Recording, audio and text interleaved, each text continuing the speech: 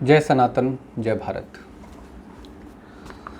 1400 साल पहले इस दुनिया में एक किताब आई थी, बकौल इस्लाम, बकौल मुसलमान, बकौल नबी, जो अल्लाह की किताब मानी जाती है।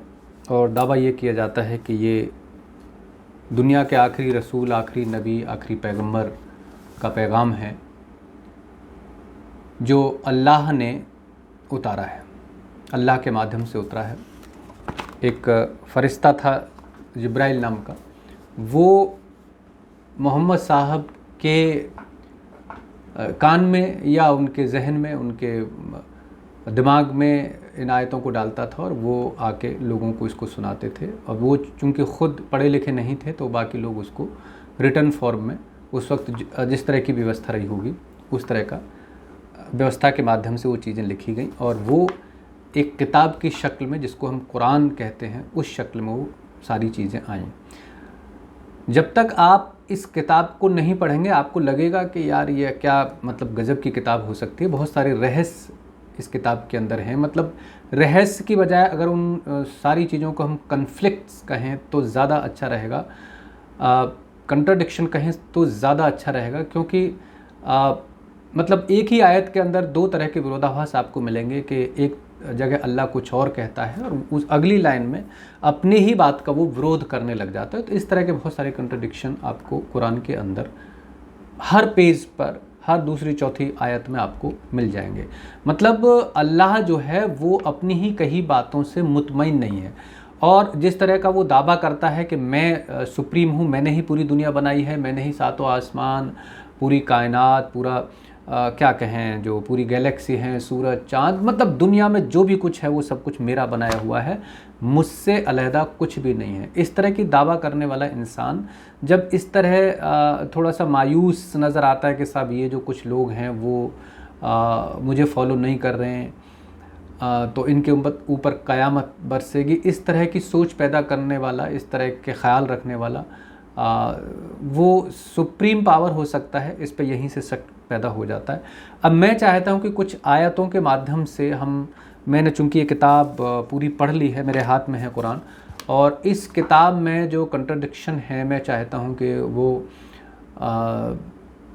वन बाई वन हम इस पर लंबी चर्चा करें। और मेरी कोशिश है कि हम पूरी किताब का एक थोड़ा सा विश्लेषण करें अपने तरीके से।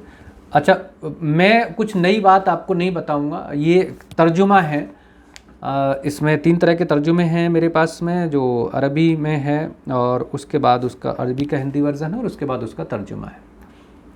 मुस्लिम स्कॉलर्स, मुस्लिम विद्वानों के द्वारा ही ये तर्जुमा किया गया है, हमारे द्वारा नहीं किया गया। और उसी तर्जुमे से ही मैं कुछ चीज़ें निकालने की कोशिश करूँगा कि वो जो विरोधाभास हैं वो किस तरीके से। इसका दूसरा सूरा है अल बकरा और उस दूसरे सूरे में से छठी आयत को मान लीजिए हम ले लेते हैं। छठी आयत है, जिन लोगों ने कुफ्र किया उनके लिए बराबर रहा। अब ये 2 लाइनें ही आपस में मैच नहीं करती हैं कि जिन्होंने कुफ्र किया उनके लिए बराबर है। इसका क्या मतलब है? मतलब कुछ समझ में नहीं आएगा आपका कि किताब आखिर कहना क्या चाहती है।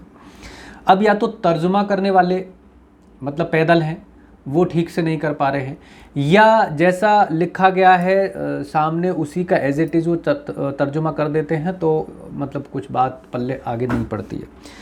जिन लोगों ने कुफ्र किया उनके लिए बराबर रहा, तुमने उन्हें डराया हो या न डराया हो वो ईमान नहीं ला रहे हैं।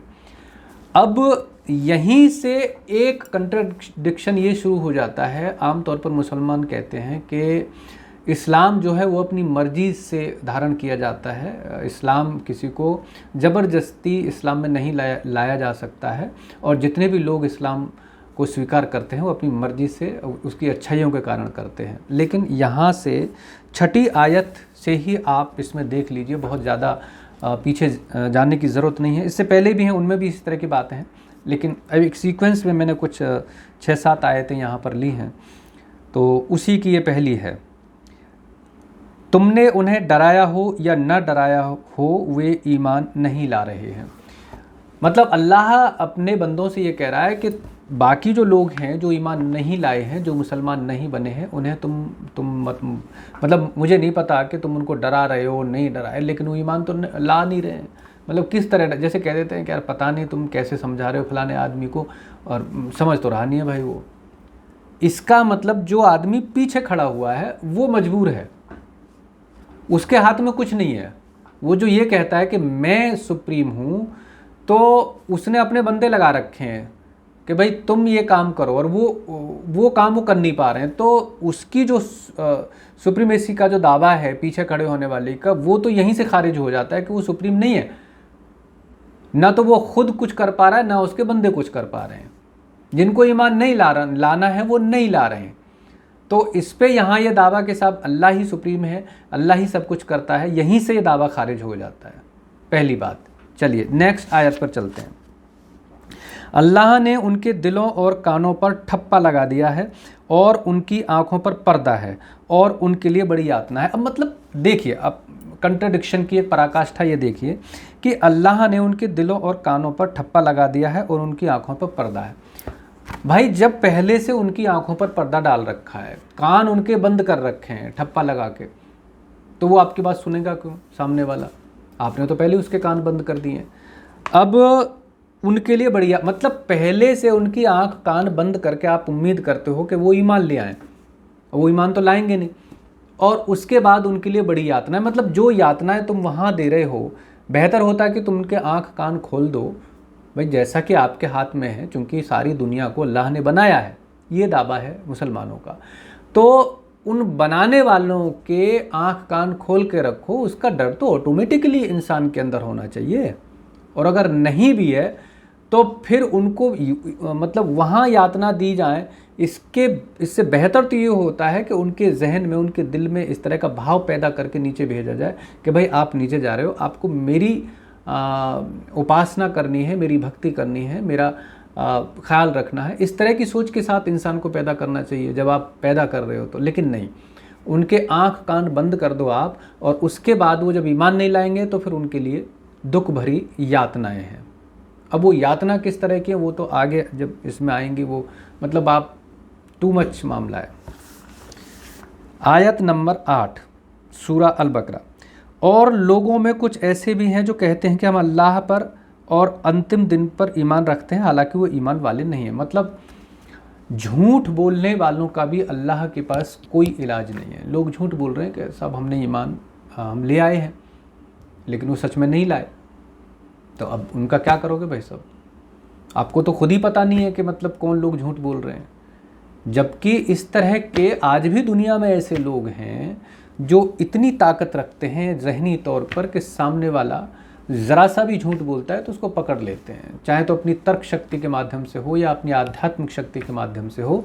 बहुत सारे लाखों लोग पूरी दुनिया के अंदर आपको मिल जाएंगे इस तरीके, जिन्होंने अपने अंदर ये शक्ति ईजाद कर ली है कि सामने वाले के झूठ को एक सेकंड में पकड़ लेते हैं। लेकिन अल्लाह को पता नहीं है कि सामने वाला झूठ बोल रहा है या सच बोल रहा है, और दावा ये कि साहब मैंने पूरी दुनिया बनाई है।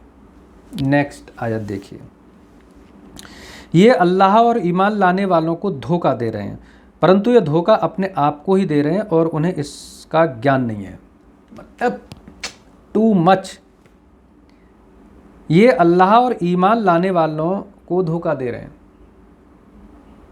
सोचिए आप, मतलब क्या कहने की कोशिश की जा रही है कि अल्लाह को और ईमान लाने वालों को धोखा दे रहे हैं। भाई मैं मतलब मेरी अपनी स्वेच्छा है कि मैं अल्लाह पर ईमान रखूं ना रखूं, या तो तुम उसको स्वतंत्र छोड़ दो, तुम्हें मतलब क्या है।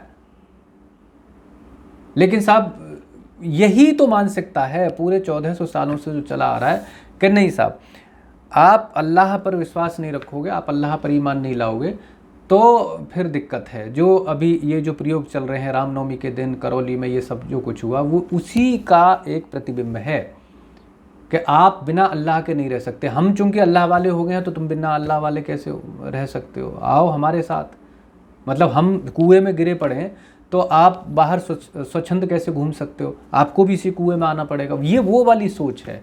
आप आज़ाद नहीं घूम सकते, आपको भी इसी कुएं में जाके गिरना है।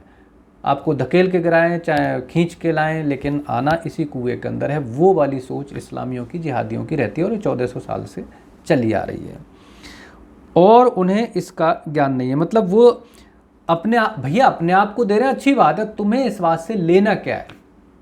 वो अपने आप को धोखा दे रहे हैं, देते रहो।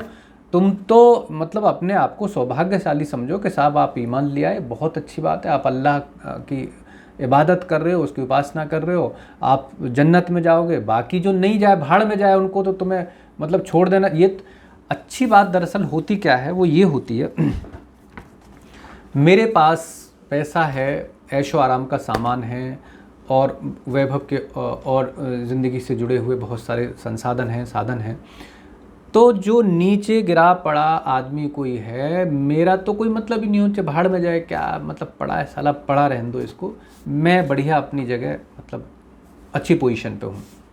नहीं, लेकिन इस्लाम के अंदर ये बात नहीं है। उधर एक तरफ ये दावा करेंगे कि नहीं साहब हम बड़े श्रेष्ठ लोग हैं, हम जन्नत में जाएंगे, हमारा अल्लाह श्रेष्ठ है, और वहीं फिर लोगों को दावत भी देंगे कि तुम आओ हमारे साथ। कभी भी जेन्युइन आदमी जो इस तरह का होगा वो बाकी लोगों को दावत नहीं देता।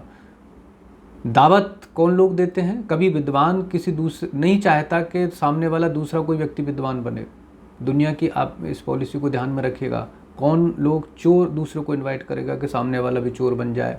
दारू पीने वाला इनवाइट करेगा कि सामने वाला भी दारू, मतलब जितने ज़्यादा दारू पीने वाले हो जाएं तो मैं उसमें कहीं छुपा रह जाऊं। और बाकी इस तरह की मतलब विसंगत मानसिकताओं के, विकृत मानसिकताओं के जो लोग होते हैं, वही अपना बहुमत खड़ा करने की कोशिश करते हैं।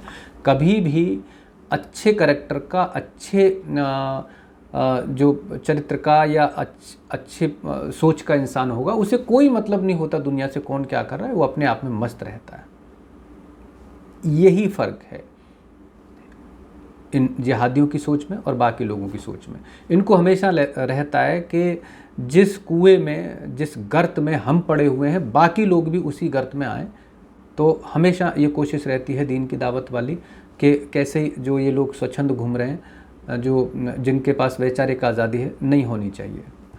चलिए एक आयत इसमें और है, उनके दिलों में एक रोग था, अल्लाह ने उनके रोग को और बढ़ा दिया, और जो झूठ बोलते हैं उसके बदले में उनके लिए दुखदायिनी यातना है। अब ये जो एक शब्द है ना, दुखदायिनी यातना है, ये पूरी कुरान में आपको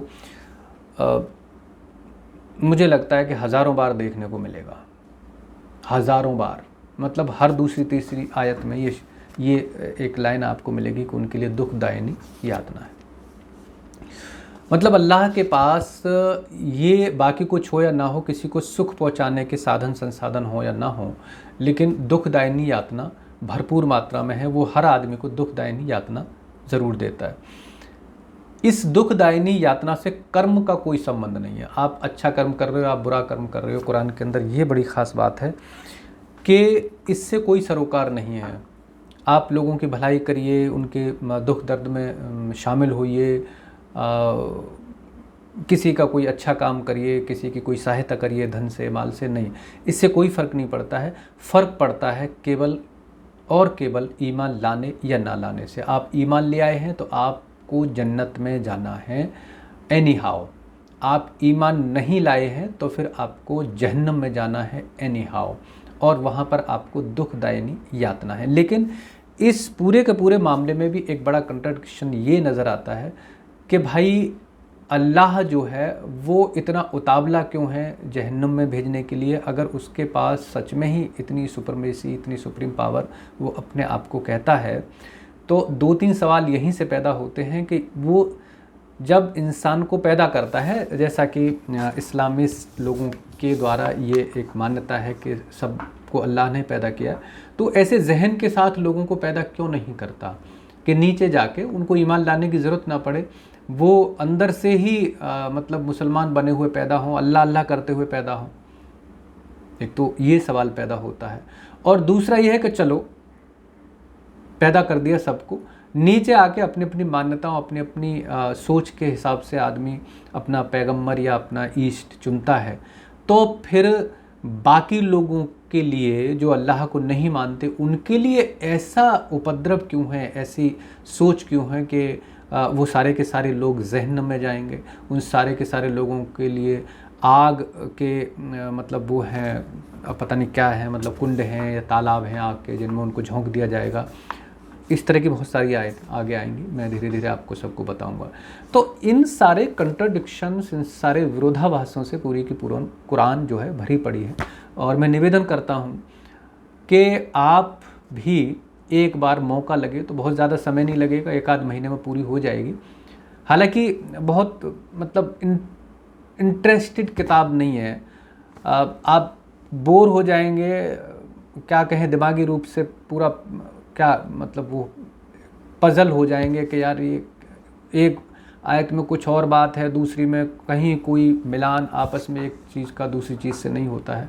उस तरह की बहुत सारी बातें आपको कुरान के अंदर नज़र आएंगी। लेकिन कोशिश करके एक बार पढ़ लीजिए, बहुत सारी आपकी जो परतें खुल जाएंगी दिमाग की कि दरअसल इस्लाम में चल क्या रहा है, और ये पूरी की पूरी सोच जो करौली में है या और जो रामनवमी के दिन पूरे देश के अंदर हुआ है वो क्यों होता है।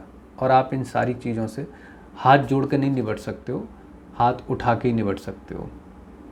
चलिए नेक्स्ट वीडियो में मैं कुछ और आयतों पर चर्चा करेंगे। ये इस पूरी किताब का विश्लेषण हमें करना है, सारी जितनी भी इस तरह की विवादास्पद या कंट्राडिक्शन वाली जो आयतें हैं उन पर सब पर हम चर्चा करेंगे खुले मन से।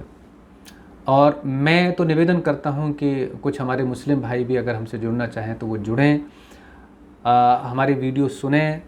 हालांकि बहुत सारे लोग इस पर काम कर रहे हैं अपने अपने तरीके से, हम भी कर रहे हैं, और बहुत सारे लोग अभी आएंगे इस पर काम करने के लिए, बताने के लिए, क्योंकि पूरी दुनिया में एक तरह का मूवमेंट अब चला हुआ है। एक निवेदन और करता हूं कि कुछ ऐसी सोच के बंधु, चाहे हिंदू हो या मुसलमान, जो अपनी विचार हमारे चैनल के माध्यम से रखना चाहें, वो हमें कमेंट बॉक्स में नीचे आके लिखें, तो उनसे हम बात करेंगे इसी चैनल पे।